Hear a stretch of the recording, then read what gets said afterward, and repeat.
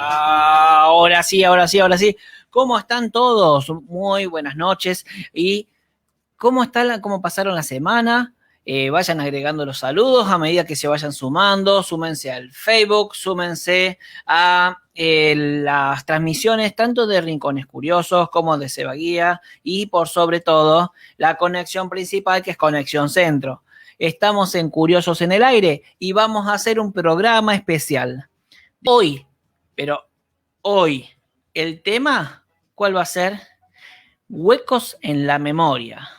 Y vamos a hablar de huecos palpables, huecos que están, huecos materiales, que están en el centro de la ciudad. Uno camina por la Recoba del Cabildo y ve unos hermosos mármoles que de repente tienen unos huecos tapados como con un tipo de cemento rápido. Esos huecos en el mármol es imposible sacar, pero están disimulados dentro de todo, lo bastante bien, tapados por encima. También cuando uno mira las puertas del Cabildo, esas puertas antiguas, ve cómo tiene esquirlas de diferentes que representan a diferentes momentos. Algunas son huecos de balas de diferentes calibres y otras son huecos producidos a partir de explosiones. Eso también lo vamos a reconocer. Cuando caminamos por el pasaje Santa Catalina también vemos que las rejas antiguas también, muy gruesas, de repente tienen unos huecos tremendos y vos decís, ¿con qué podemos romper o cortar totalmente una reja? Una reja que tiene un diámetro de unos 4 centímetros. Imposible. Bueno, eso mismo es lo que nosotros vamos a ver, con qué se le disparó, desde dónde, cómo fue, en qué momento. Bueno, muchas veces se generaliza y dice, eso fue del 55, eso fue de... Bueno, vamos a ver las fechas de dos momentos históricos muy importantes para Córdoba y para la Argentina, porque desde Córdoba surgieron movimientos muy fuertes que van a resonar a nivel nacional, ¿sí? Por ejemplo, hoy vamos a hablar del bombardeo que fue previo a la Revolución Libertadora. Y me van a decir, che, pero vos no hablabas de Córdoba. Sí, hablo de Córdoba. ¿Alguno sabía del bombardeo en Córdoba? Esa no la tenían. Vamos a hablar de un tiroteo que estuvieron desde activistas llamados en esa época extremistas, participantes del Ejército Revolucionario del Pueblo, pero que también participaron tiradores profesionales olímpicos. Ese tipo de cosas las vamos a conocer ahora. Así que avisen a los amigos, manden mensajitos, empiecen a compartir, empiecen a comentar, porque yo les quiero preguntar a todos, sobre todo si hay gente mayor que esté viendo esto, diga, sí, yo me acuerdo de esto que pasó en el 75, o yo me acuerdo del tiroteo que hubo en tal época. Bueno, quiero que comenten. Desde donde sea que estén escuchando, quiero que comenten y que participen. Así que ahí después los voy leyendo ahí abajo. Ahí está, ahí abajo. ¿Ese de ahí? Bueno, así vayan comentando, vayan pidiendo, pidan temas también, ¿por qué no? Ya que estamos, pidan temas ahí para escuchar. Y vamos con el programa. Es tiempo de contarte esas anécdotas bien cordobesas. Curiosos en el Aire. Sebastián Zapata va descubriendo rincones, historias y lugares cordobeses. Curiosos en el Aire. Conexión Centro. Salí a tomar aire.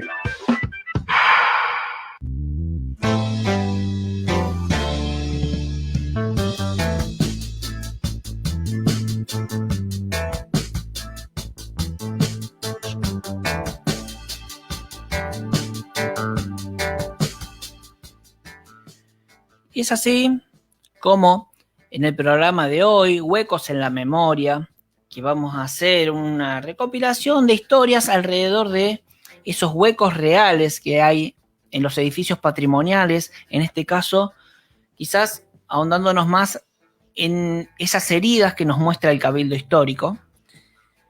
Vamos a hablar de dos momentos en particular, pero vamos a empezar por algo que se inició en 1955, que fue el bombardeo en contra del gobierno en ese momento de General Perón. Por supuesto que todos que decimos, bombardeo, inmediatamente decimos, sí, el bombardeo que fue en junio y que fue en la Plaza de Mayo y que fue uno de los momentos más trágicos de la historia argentina. Pero no, vamos a hablar de Córdoba y vamos a hablar de lo que pasó en Córdoba, ¿sí? Un poco de contexto y de paso vamos viendo algunas imágenes. Las imágenes que vamos a ir viendo son de algunos de esos de lo que pasó en ese momento, algunos de los tiroteos que hubo en ese momento, tanto el Cabildo como los que les voy a contar después, que van a ser en diferentes lugares de la ciudad, para que vayan viendo diferentes imágenes, ¿no? Pero vamos a contextualizar qué es lo que sucedía en el 55 en Córdoba. Por supuesto que el problema empezó con el distanciamiento que va a tener Perón con la iglesia. Y recordemos que si bien Perón tuvo un gran primer gobierno, estamos hablando de a partir del año 46 hasta el 51, y que posteriormente va a hacer un segundo mandato hasta el 55, pero hubo un quiebre en el cual primero Perón se va a desligar de la iglesia y posteriormente se va a desligar de él mismo y de su propia obra, porque no va a ser el mismo en la primera etapa que la segunda. Dentro de lo que se confiere este trabajo, lo que se empieza a hablar sobre una especie de catolicismo cordobés que había allá por el principio de los años 50, cómo empiezan a tener diferencias con este gobierno y esta propuesta del peronismo.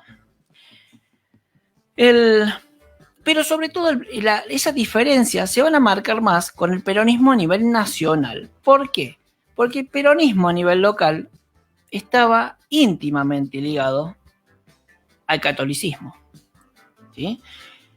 Quizás los primeros conflictos se van a empezar a dar a partir del año 1948, ¿no? Cuando ya en pleno proceso de gobierno se empiezan a implementar las medidas que empiezan a hacerse más reconocidas o más picantes dentro del ámbito político.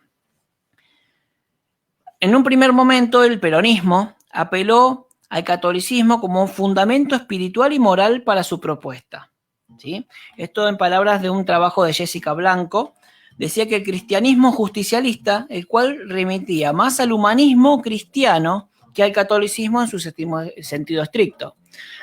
Recordemos que no es que Córdoba era tan católica, sí, o sea, todos eran católicos, todos eran férreos católicos, porque esa era la conformación que ya venía desde tiempo colonial, así que no es que vamos a decir, no, porque eran conservadores, no, ya la sociedad estaba establecida así por más cambios sociales que venga a proponer Perón, ¿sí? Entonces, por más que haya tantas diferencias, sobre todo en Buenos Aires, aquí en Córdoba, esas diferencias se trataban de apaciguar porque todos los representantes del peronismo en Córdoba también eran férreos católicos.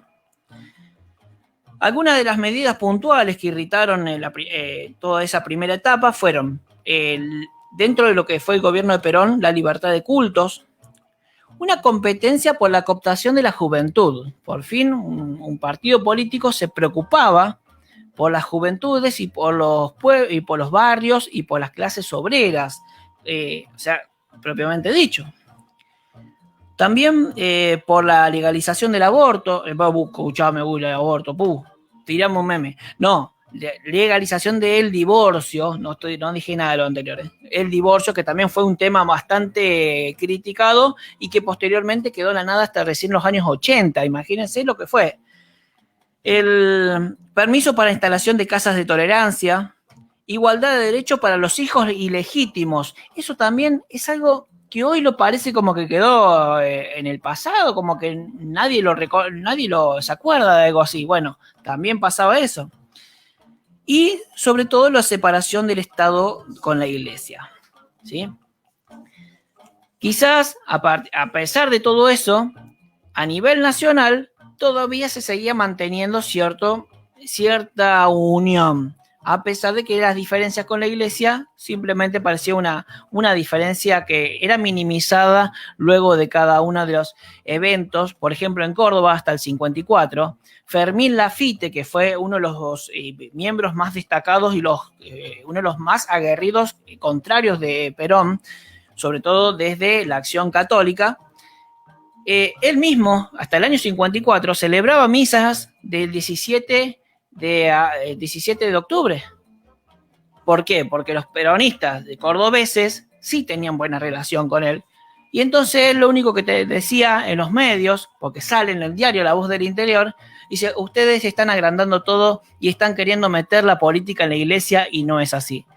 Y de esa manera se limpiaba las manos. Fermín Laffitte, que va a ser uno de los representantes, uno de los que más influencias va a tener desde la iglesia para el posterior derrocamiento de Perón, y no por nada, después del 55, es llevado a Buenos Aires como arzobispo en Buenos Aires. De hecho, los restos de Fermín Laffitte, para el que no lo conozca, ingresa uno a la Catedral Metropolitana en Buenos Aires, frente a la Plaza de Mayo, Catedral Metropolitana. Uno lo va a ver a San Martín, que está en ese mausoleo dentro de la catedral. Bueno, sigue hasta el altar mayor, siempre por por la nave lateral derecha, hasta que llega el crucero. Cuando llega el crucero, mira para abajo, ahí está la piedra de Fermín con los restos de Fermín Laffitte. Bueno, ¿cuándo fue que convulsionó todo? Y estoy hablando solamente de la parte religiosa.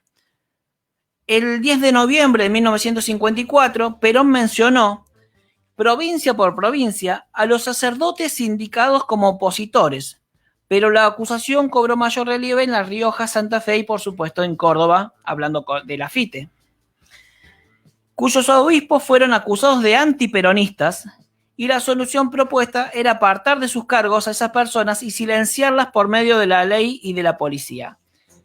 Por supuesto que esto no quedó solamente en los curas, también fue en muchos de los miembros de la oposición. O sea, toda esa parte mala de Perón en la segunda etapa de su gobierno en los años 50 también incluía silenciar diferentes grupos opositores. No silenciaba en sí a los tradicionales, los radicales, por ejemplo, pero sí a todos los que eran puntualmente opositores, por ejemplo, los que estaban de estos nuevos grupos que llegaban desde la iglesia. En el plano nacional, la gente se limitaba a escuchar la radio de lo que sucedía en Córdoba, porque estaban sucediendo, ya se estaban movilizando grupos en contra de todas estas medidas que se estaba proponiendo desde Buenos Aires. El protagonismo en Córdoba de amplios sectores civiles y el levantamiento armado constituyó una suerte de hecho fundacional sobre el que descansó la mitología provistas de principios y símbolos propios.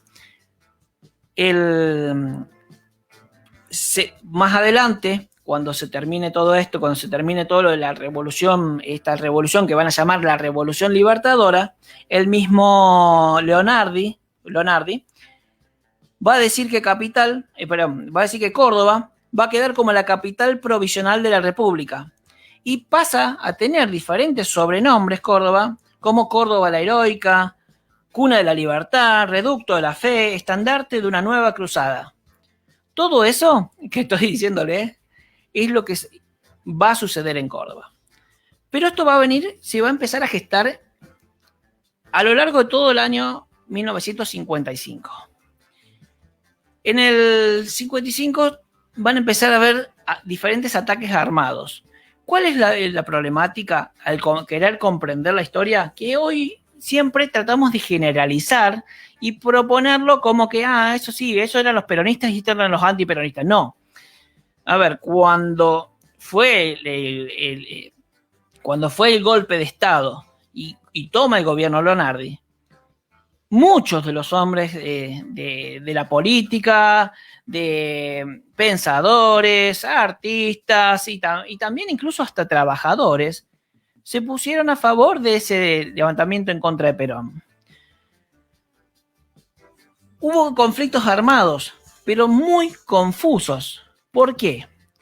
Porque a pesar de que digan, estos eran los rebeldes y estos eran los que defendían la libertad, ninguno sabía exactamente muy bien lo que defendía. Yo les voy a hablar del ataque del Cabildo, y ahí vamos a ver algunas imágenes también sobre el ataque del Cabildo, porque hay, por ejemplo, una imagen que sale en La Voz del Interior del 28 de septiembre de 1955, o sea, varios días después del ataque, donde vemos el Cabildo destruido, pero que se lo está refaccionando. Esa imagen corresponde al Cabildo cuando ya se habían rendido. Hubo 3 focos muy confusos todos de ataque. Primero el Cabildo, donde había disparadores desde arriba de lo que es el banco, lo que era el Banco Nación, lo que es el Banco Nación, lo que es el hotel, ahí donde está el restaurante Maxim del Hotel Sussex. Bueno, antes había otro nombre, tenía el hotel. También desde la plaza, y desde ahí empezaron a disparar para hacer rendir a los que quedaban defendiendo el gobierno, que en realidad ya no había nadie defendiendo el gobierno en ese momento, pero los pocos se habían rendido inmediatamente. Y también posteriormente va a venir unos cañones en los cuales tuve la suerte de poder charlar con quien disparó esos cañones, que era un pobre colimba de 19 años. A ese chico, un oficial mayor, lo va a enviar a que dispare contra el Cabildo. Él al principio lo miraba a su mayor diciéndole, no puedo disparar el Cabildo, ya se rindieron, ¿para qué lo vamos a hacer? Es para escarmiento. Después, él mismo le dicen, le avisan que esas balas que iba a disparar contra el Cabildo no tenían la munición interna, por lo cual, no tenía la parte explosiva. Así que cuando dispara, destruye toda la parte de la cara, pero no explota. Y eso sí lo podemos comprobar porque en las imágenes no sale destruido. Así que la parte del Cabildo solamente son destrucciones más bien superficiales. Y adentro también, dicen, no, pero adentro se originó un incendio. Sí, el incendio lo origina uno de los que va a tomar el Cabildo, ¿sí? Bueno, dentro de otras imágenes que vamos a ir viendo, está lo que fue el verdadero bombardeo a Córdoba. ¿Y qué fue? En Alta Córdoba. En Alta Córdoba hubo 3 grupos diferentes que disparaban entre sí, pero no sabían a ciencia cierta a quién se disparaban. Porque había un grupo que vino de Santa Fe, otro grupo que estaba desde Córdoba.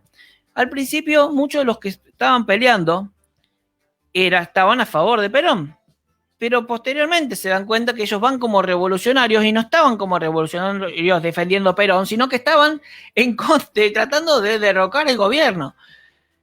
A eso lo va a repeler en primer parte, parte de soldados del tercer cuerpo del ejército y también la Fuerza Aérea. En Alta Córdoba, el foco de tiroteo va a ser en el hotel, desde el Hotel Savoy, en Alta Córdoba, la estación de trenes, y posteriormente, cuando llega la Fuerza Aérea, muchos de los que estaban insurrectos, los que estaban peleando, se van a tratar de resguardar en ese túnel subterráneo que hay desde la estación Alta Córdoba para pasar entre los andenes. La cuestión es que el bombardeo de aviones que llegaron desde la Fuerza Aérea salió y bombardeó parte de lo que es la estación de Alta Córdoba, y vemos algunas imágenes, por ejemplo esta que es de uno de los vagones de trenes totalmente destruidos, bombardeados desde el aire por la Fuerza Aérea Cordobesa. Esa es una de las imágenes que después los que están escuchando por radio la van a poder ver en los posteos que vamos a hacer posteriormente. Bueno, era tal la confusión, y también a la vez que muchos de los que estaban peleando eran conocidos de los que estaban peleando del otro lado, que los tiroteos no lastimaron o no hirieron a la mayoría de los insurrectos o los soldados, sino que generalmente los que terminaban heridos era toda la gente del barrio Alta Córdoba, de los cuales no se sabe hasta el día de hoy cuántos muertos verdaderamente hubo de esas contiendas, pero de los soldados prácticamente casi no hay bajas, y las bajas son por heridas. hubo un momento en que los insurrectos salen quieren llegar hasta el centro, encuentran una veta, empiezan a correr hacia la zona del Abasto. Y es ahí donde el bombardeo más fuerte se dio contra el río Suquía. Por eso es que muchas veces no escuchamos hablar del bombardeo en Córdoba. En un momento envían a uno de los aviadores que ya sabía de lo que estaba sucediendo, que en realidad si tiraba iba a quizás lastimar a amigos o a vecinos, que viene con su avión en fila por el río Suquía y en un momento cuando ve la gente y se da cuenta de lo que estaba por hacer, da media vuelta y vuelve. El no cumplir una orden siendo militar, imagínense que iba a tener que pagarlo y muy caro. Pero posteriormente ese aviador va a dar una excusa que va a ser muy particular, una excusa que hizo que no solamente lo perdonen, sino que lo dejen el caso como en la nada. O sea, a él le dieron una orden que tenía que ir y tirar bombas donde tenía que tirarlas, ahí en Barrio Alta Córdoba. Bueno, la cuestión es que él no las tiró. Cuando vino, ¿qué dijo? No, es que cuando yo me estaba acercando al lugar, al barrio Alta Córdoba, vi la imagen de la Virgen del Rosario del Milagro que cubría con su manto a la ciudad y la estaba defendiendo. Esa excusa, que parece, si alguien le pregunta, seguramente a alguno de la Fuerza Aérea, alguno que trabaje en la Fuerza Aérea, es como una leyenda urbana que está hace mucho tiempo. Bueno, esa historia la van a escuchar muchas veces hasta que se encuentren con algunos de los protagonistas y esos protagonistas te la cuenten de una manera increíble.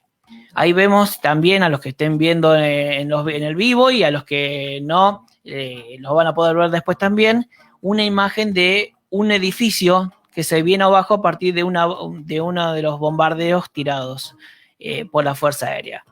Otra de las cosas que también pocas veces se dice, se cuenta, es que los insurrectos tenían un cañón antiaéreo fuerte, muy bueno, de primerísima calidad para lo que era la época. La cuestión es que estaba mal armado y las bombas que tenían que ir y derribar un avión llegaron a irse unos metros y destruyeron casas en vez de aviones, porque solo la bomba salía, pero no salía con fuerza y explotaba a los 20 metros. Por supuesto que todo esto que estoy diciéndole parece gracioso, pero en realidad murió gente. Lo mismo pasaba con los aviones. Si bien los aviones, como había muchos que se habían comprado como sobrantes de guerra, muchos de los aviones que tenían que bombardear la ciudad, incluso los que le habían pedido que bombardeen parte de la Plaza San Martín, no les anduvieron las agarraderas, las bombas, no sé cómo se llaman, no les anduvieron. Así que tuvieron que volverse para refaccionarla y volver otra vez, pero 2 o 3 veces porque no les andaban. Y lo más confuso de todo fue que uno de los aviones que había ido a hacer un recorrido dentro de la provincia hasta el dique Los Molinos, había visto un grupo de camiones que supuestamente eran de insurrectos que venían a la ciudad capital.